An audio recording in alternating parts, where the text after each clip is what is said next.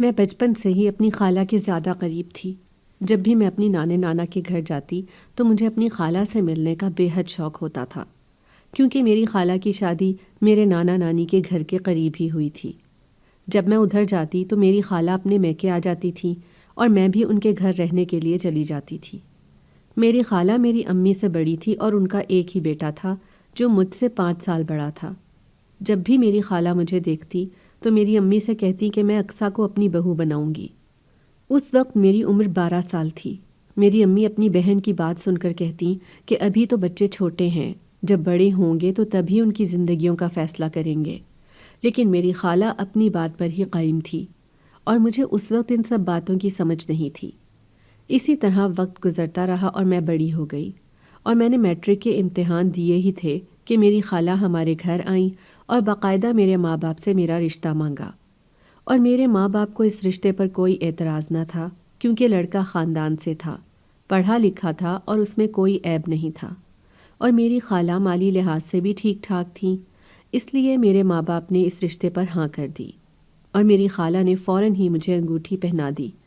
میری خالہ کا کہنا تھا کہ وہ جلد ہی شادی کرنا چاہتی ہیں، لیکن میرے ماں باپ نے کہا کہ ہماری بیٹی نے ابھی صرف میٹرک ہی کیا ہے، رشتہ تو طے ہو ہی چکا ہے، اس لیے شادی اس کے BA کرنے کے بعد کریں گے۔ لیکن میری خالہ نے یہ بات نہ مانی اور کہا کہ میں 1 سال بعد اپنی بیٹی کو رخصت کروا کر اپنے گھر لے جاؤں گی۔ اس طرح میرے ماں باپ نے میری خالہ کی بات مان لی اور میری شادی 1 سال کے بعد ہونا قرار پائی تھی۔ جب سے میرا رشتہ خالہ کے بیٹے سے طے ہوا تھا، میں نے اپنی خالہ کے گھر جانا چھوڑ دیا تھا۔ جب بھی میں اپنی نانی نانا کے پاس جاتی تھی تو خالہ کے گھر نہیں جاتی تھی۔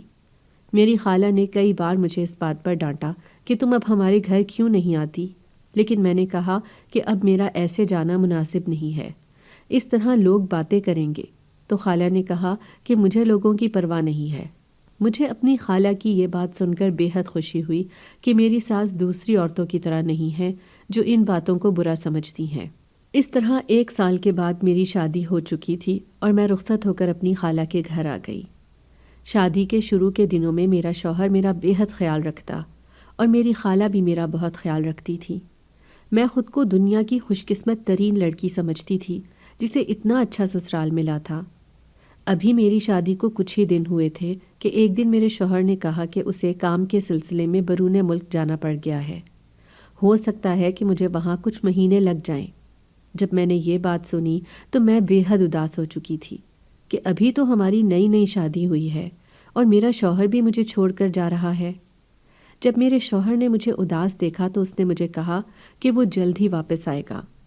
اس طرح میرا شوہر پردیس جا چکا تھا اور میں کچھ دن اپنے میکے میں گئی، لیکن میری خالہ نے کہا کہ ان کا بیٹا تو پردیس جا چکا ہے، اب بہو بھی چلی گئی ہے تو گھر بالکل اکیلا ہو گیا ہے، اس لیے میں اپنے سسرال واپس آ گئی تھی۔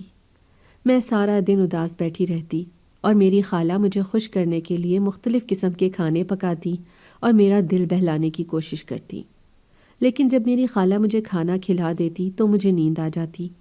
اسی طرح 2 مہینے گزر گئے۔ کچھ دنوں سے مجھے اپنی طبیعت عجیب سی محسوس ہو رہی تھی۔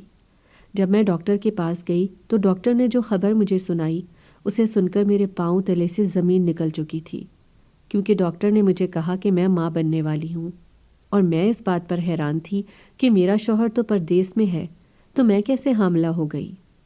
مجھے اپنی ساس پر شک تھا۔ ایک دن میری ساس میرے لیے کھانا لے کر آئی تو میں نے وہ کھانا چھپا دیا اور اپنی ساس سے یہ کہا کہ میں کھانا کھا چکی ہوں۔ اس طرح میں نے اپنی ساس کے سامنے سونے کا ناٹک کر دیا۔ ابھی کچھ ہی وقت گزرا تھا کہ میری ساس کمرے میں داخل ہوئی اور اس کے پیچھے میرا شوہر تھا۔ میں نے اپنے شوہر کو کمرے میں دیکھا تو میں حیران رہ گئی، لیکن میں سونے کا ناٹک کرتی رہی۔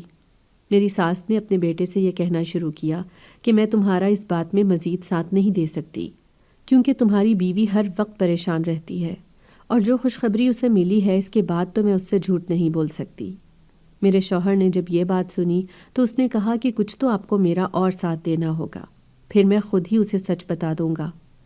جب میں نے اپنی ساس اور شوہر کی یہ بات سنی تو میں فوراً ہی اپنی آنکھیں کھول چکی تھی، اور میرے شوہر نے جب مجھے دیکھا تو وہ حیران رہ گیا۔ میں نے اپنے شوہر سے کہا کہ ایسا کون سا سچ ہے جو آپ مجھ سے چھپا رہے ہیں، اور آپ بیرون ملک سے کب واپس آئے ہیں؟ میرے شوہر نے جب یہ بات سنی تو اس نے کہا کہ میں بیرون ملک نہیں گیا تھا، بلکہ میں یہاں پاکستان میں ہی موجود تھا۔ میں پولیس کی نوکری کرتا ہوں اور میں ایک مشن پر کام کر رہا ہوں تاکہ دشمنوں کو خبر نہ ہو کہ میں اس ملک میں موجود ہوں۔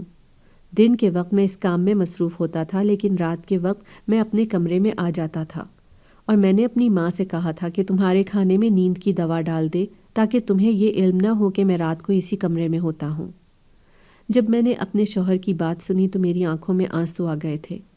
میرے شوہر اور میری خالہ نے مجھے چپ کروایا اور کہا کہ ہم تمہیں پریشان نہیں کرنا چاہتے تھے، لیکن جب سے ہمیں یہ خبر ملی تھی کہ تم حاملہ ہو تو ہم اس بات کو مزید نہیں چھپا سکتے تھے، اس لیے تم ہمیں معاف کر دو۔